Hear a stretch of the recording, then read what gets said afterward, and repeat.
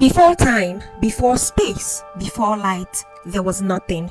Absolutely nothing. No stars, no galaxies, no sound, just a dense singularity, smaller than an atom, yet holding everything that would become the universe today.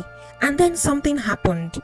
A flash beyond imagination, the moment that created everything: energy, space, time, matter. This is known as the Big Bang. It wasn't an explosion in space, it was an expansion of space itself. In less than a second, the universe grew faster than the speed of lightning. Time began ticking, energy became matter. From the chaos emerged the first particles, protons, neutrons, and electrons, dancing in extreme heat over 10 billion degrees. As the universe expanded, it cooled, forming the first atoms, which are hydrogen and helium, the foundation of all we know today. For 400 million years, the universe was dark, a cosmic night. Then gravity pulled in invincible threads of hydrogen together. When these clouds grew dense enough, they ignited a nuclear fire. The first stars were born, massive, bright, but short-lived. They illuminated the darkness and began fusing heavier elements like carbon and iron into their cores. When these early giants died in supernova explosions, they scattered these elements into the universe, signaling the birth of galaxies, new stars, and the world. About 9 billion years later, in one quiet arm of the Milky Way, a new star began to form. From a swirling disk of dust and gases, our sun was born 4.6 billion years ago. Around it, leftover matters clamped together to form the planet, the third planet from the sun. The Earth was a fairly world at first, bombarded by asteroids and cosmos, but slowly its surface cooled, oceans formed, clouds appeared, and the stage was set for something extraordinary. About 9 billion years later, in one arm of the Milky Way, a new star began to form. From a swirling disk of dust and gases, our sun was born 4.6 billion years ago. Around it, leftover matters clamped together to form planet, the third planet from the sun, Earth. Earth was a fairly world at first, bombarded by asteroids and cosmos, but slowly its surface cooled, oceans were formed, clouds appeared, and the stage was set for something extraordinary. In those ancient oceans, chemistry met opportunity. Lightning flashed, volcanic vents bubbled, and simple molecules began to organize themselves. Then the first cell appeared, tiny, fragile, yet unstoppable. Over billions of years, that spark of life evolved, adopted, and diversified, from microscopic organisms to plants, animals, and finally us. Every atom in your body, from the calcium in your bones to the ions in your blood, was once forged in a dying star. You are literally made of sawdust. The earth became alive, a planet shaped by fire, water, and time. Mountains rose, continents drifted, and life reshaped the earth itself. Evolution led to intelligence, and intelligence began to wonder, why are we here?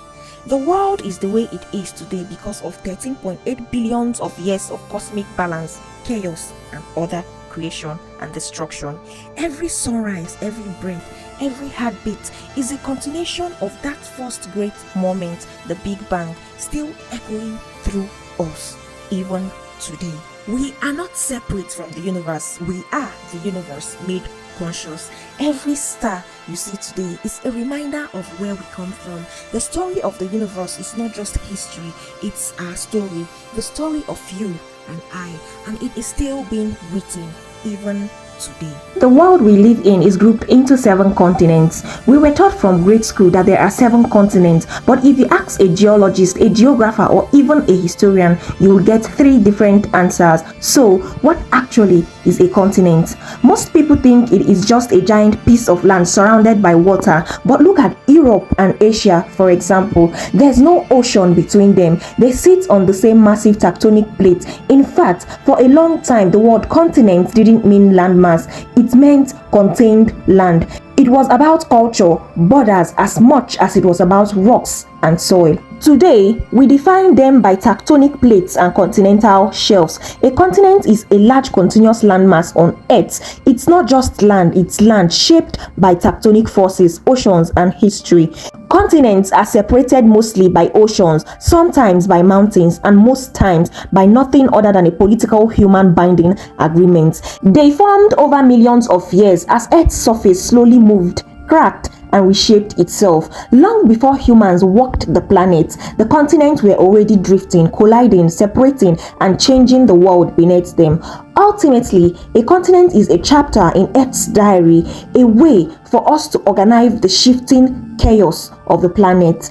Every civilization, every country, every story you know today began on one of these massive piece of land. So when you talk about history, we don't just start with kings or empire. We begin from continents. We begin from the beginning of everything. The entire world we live in today exists on just 7 continents. One planet, 7 continents. But how did we end up with this specific map?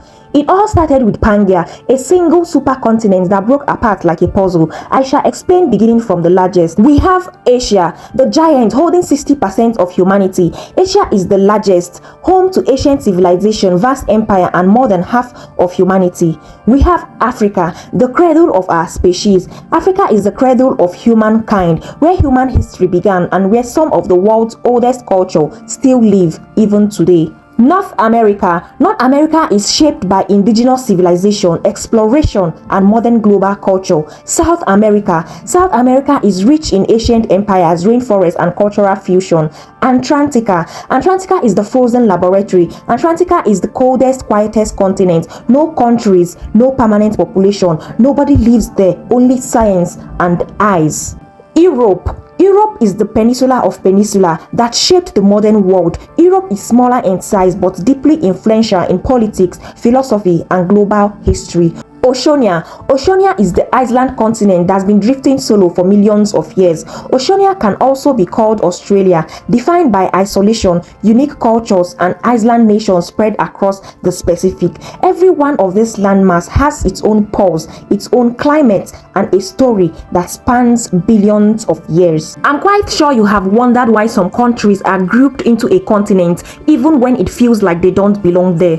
Grouping countries by continent isn't just about geography, it's about geopolitics. Why is Japan in Asia, Brazil in South America, and Egypt in Africa, even though it touches Asia? Take Egypt for instance. Geographically, it's in Africa, but culturally and politically, it's often grouped with the Middle East. Or look at Russia. It spans 2 continents, but its heart and history are rooted in Europe.